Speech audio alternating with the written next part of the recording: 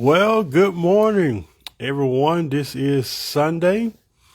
Let's see. Today is February the 13th, 2022. I hope you're having an amazing morning. I hope your day is off to a great start.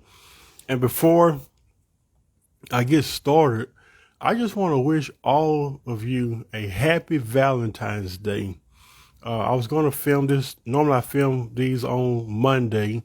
We only have 10 sessions that we're doing out of my book called Facing Our Wounds. And today we're going to get into chapter 7, session 7, creating a safe place for the wounded. But for the sake of Valentine's Day, I had decided and said I'll just do it Sunday morning instead of Monday morning. So I hope you're having a great Valentine's weekend. I hope you are celebrating your spouse, your partner, your significant other, husband, wife, girlfriend, boyfriend, or friend. I personally believe that Valentine's Day should be every day.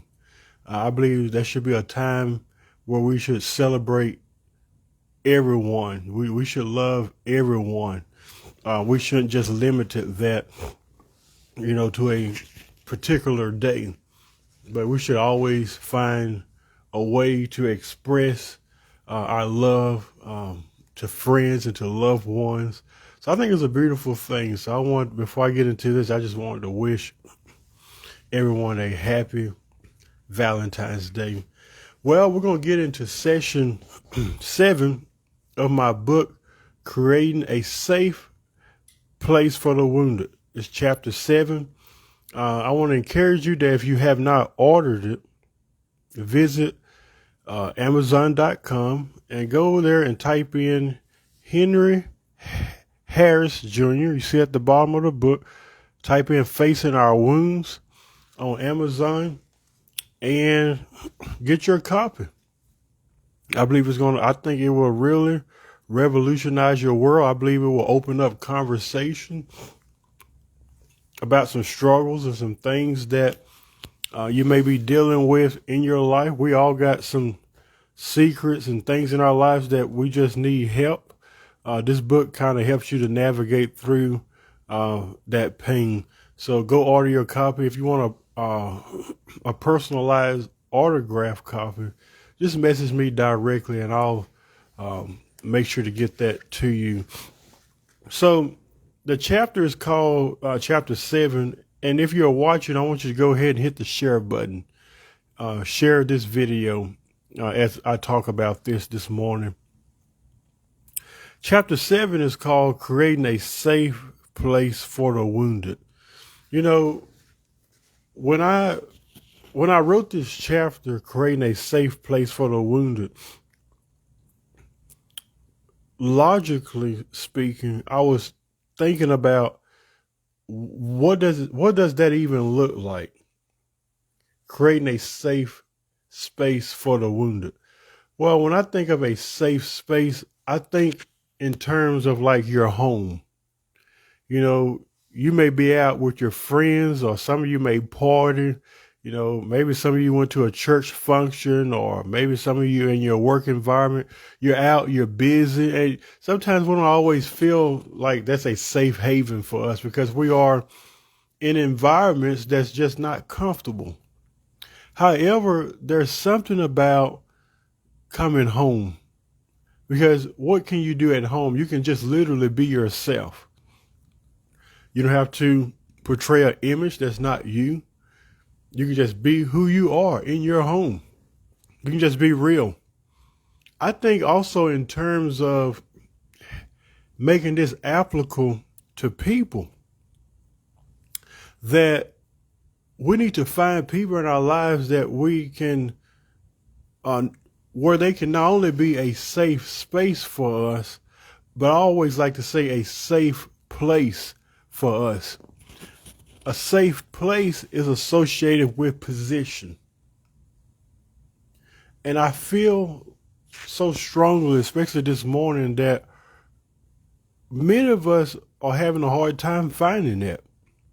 It's hard to find that in the church world. It's hard to find that in maybe a co-worker relationship.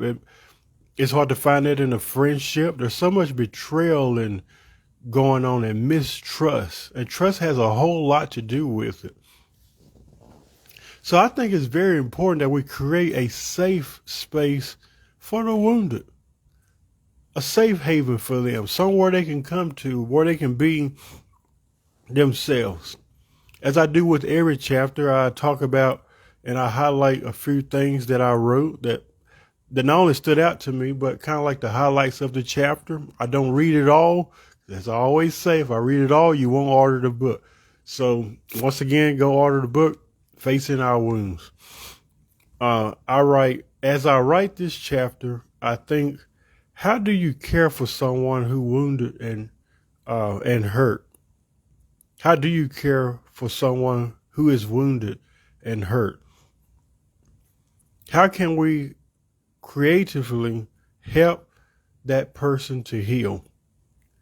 What does it mean to create a safe haven or a safe place or a safe space for someone? We have to realize that, especially when trying to help someone, you have to realize this, that the person is already wounded. And I think oftentimes that's something that many of us don't take seriously. I know I didn't at one time. So when you don't take it seriously that person is already wounded, what happens is you may not be doing it on purpose, but what happens is you actually add to the wounds that they already have. You actually add to the wounds that they've already received, because oftentimes we don't take it seriously that a person is wounded. And there is creative ways that we can reach out to those who are wounded. There is a way that we can put them in a position and not just letting them know, but just demonstrating it to them like, hey, I'm here for you. I'm not here to hurt you. You can open up to me. You can talk to me. What do you want to talk about? Just here recently, I had a really close friend of mine reached out to me. She was going through a lot of, I call it life crisis, life interruptions, and just needed someone to talk to. And she said at the end of the conversation, Henry, I'm so sorry I had a mental and nervous breakdown over the phone with you. She just kept apologizing. And I said, girl, if you say that one more time, I said, stop apologizing. I said, I'm here for you. I'm listening to you. And she said, she just started crying. She said, Henry, thank you. You know what I was to her in that moment? I was her safe place. I was a safe space for her where there was no judgment. There wasn't no rush. Oh, I got to hear him get off the phone. No, I said, what's going on? Share your heart with me. That's all that is. And oftentimes, many times people do not want to be authentic or truly be themselves or share anything with someone, partly because they are too busy trying to impersonate an image that the public has set for them, and they try to manifest that or live out that image when you know that's not authentically you. If you have those type of people in your life, those are not true friends. A true friend or a true wife or a true husband or a true brother or sister or whatever, you should be able to go to them and share literally anything. What would that truly look like? What would it look like if you went to someone and said, I'm struggling with X, Y, and Z? And then ask yourself, why won't you share with that person? You know why won't you share? You know why you don't want to share with that person? It's because they're not a safe space for you. And you have discerned that. And that's great. That's why I wrote this chapter. Because we get to decide, and we as individuals get to determine if a person is a safe space for us to share personal details and information with. Because as we all know, not everybody gets that opportunity to do that. I think the greatest honor you will ever receive is when someone gives you access to that part of their story in life. That's the greatest honor. When somebody opens up to you about their inner struggles and the things that they're going through in their life, you should take that as an honor. Why? Because they didn't have to share that with you. People often come to me all the time. Maybe it's about relationship problems or wanting advice, or maybe they, not too long ago, I had a couple come to me about marital issues, employment issues, just a variety of things. And I often ask myself, why even have people come to me about sexuality, their sexuality? And I often ask myself, what is it in me that's attracting these people to me? What am I doing to attract, and I thought about it. I said, you know what? They see me as a safe space. And I believe that you can do the same thing today too. If the person doesn't trust you, they will not be transparent with you. People tend to gravitate more towards people who are real and authentic rather than people who are just pretending or trying to maintain an image. I don't know about you, but I gravitate towards realness. Bishop Jim Swilley, the lead pastor of Metron, said and quoted this. He says, "Real recognizes real." Wow. How profound is that? How powerful is that? Real recognizes real. You can look at somebody and you can just tell, even at their demeanor and how they carry themselves, that person is real. That's somebody I can really open up to. But it takes time and it takes trust. And for some of us, trust doesn't happen overnight. It literally takes time. Sometimes we feel as if we need an army or a village to be vulnerable with. But in all actuality, you only need just a few or even one. And let's dispel and debunk the lie that there's no help out there. Let's debunk the lie that says there's nobody I can talk to. Because I'm here. Yes, I have a busy schedule, but I'll make time for you. I'll talk to you. People say that all the time. Well, there just ain't nobody to talk to. You may be saying that, and that may be coming from a place in your heart where you just been wounded too much, where you just don't trust anyone to that part of your world. I get that. I've been there. You shut everybody out. You've been hurt by people so much, you just don't trust people anymore. I get that. And I'm not judging you. I get that. What did we talk about a few weeks ago about the emotional wall? I get that. I've been there. I know what it's like to shut people out, don't trust anyone. But even if you have to pay a therapist to keep quiet, find the help that you need to confront and combat and conquer those wounds that's in your life. There is help out there. Never convince yourself that no one will listen to you. There's no help out there. Nobody will pay attention. That's not true. There is help out there today. Also talk about my divorce very openly in this chapter as well. I went through 2 divorces, and but in particular, I spoke about my first one, and it says this idea that every pastor is harmful and hurts others it simply isn't true. I'm not saying that doesn't happen. Trust me. I have had my share of being demonized for being divorced. But that wasn't my experience with him. With him meaning my former pastor, and I still see him as my pastor today, Bill Hackworth, the pastor of God's Glory Tabernacle in Pineville, Missouri. Bill's an amazing friend and has actually helped me through so much through both of my divorces, and answered so many of my unanswered questions.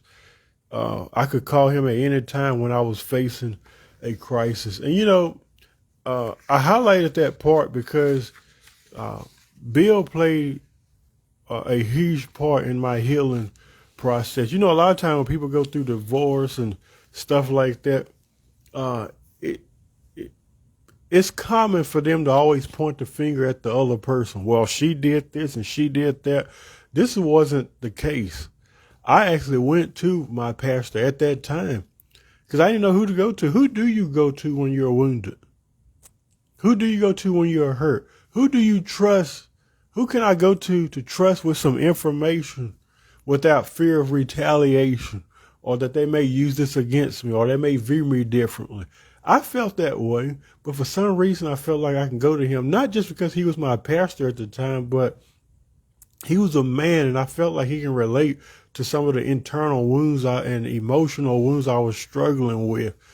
And much of that stemmed back from my childhood.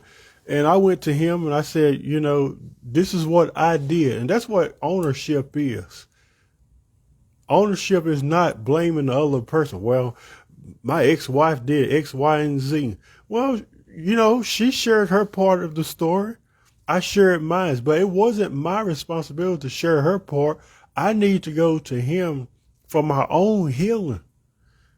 Not going to him, well, my ex-wife, she did this and she did that. No, this is about me. See, when you're going to get your own healing and when you're really serious about being healed, you'll stop blaming everybody else and you'll start taking ownership of your own self and your own failures and your own inadequacies. That's what you would do. You'll stop playing the blame game. And I didn't do that.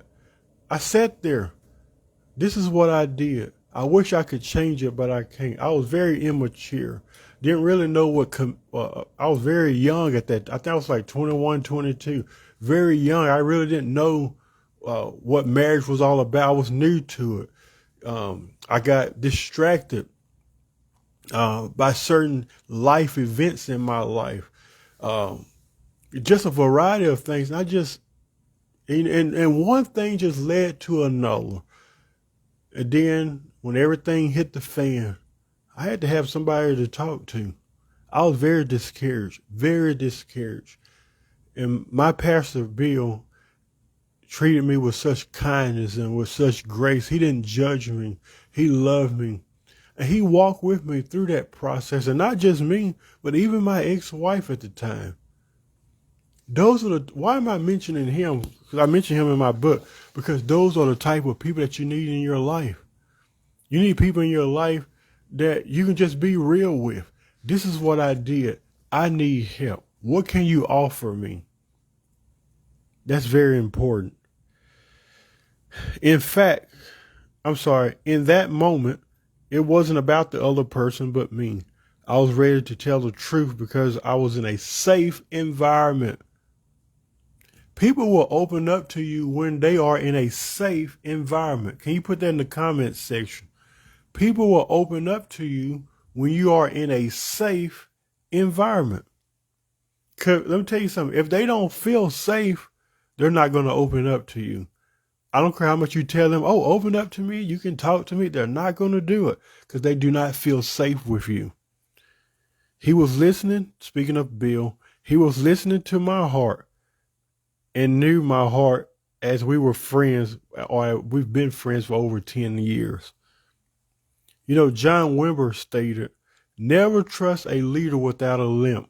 And I think the reason why I trusted him was not because he was a pastor or anything like that, or he had a church or anything like that. I trusted him not because of his power and position, or even as a friend, even though I trusted him. But the main reason why I trusted him because he showed me his limp. So not only will people open up to you when they see that they are in a safe environment, they will also open up to you when you show them your limp. Hey, I don't have it all together. These are some mistakes I made in the past. This is how I corrected it. When you do that and share your wounds and show them that I have a limp too, that creates a safe space for a wounded person to open up to you about their struggles and their pain. He reminded me that I wasn't defined by those things, even though at the time I felt like I was. I like this part right here. I don't believe for 1 second that God's love and perception of me had changed based on what I've endured in my life. We all go through life challenges and interruptions. Sometimes we convince ourselves that even God thinks I'm a mess. There's no way he'll still love me because I went through a divorce, or I went through this, or I made this mistake or mishap in my life. But divorce never changed God's love for me.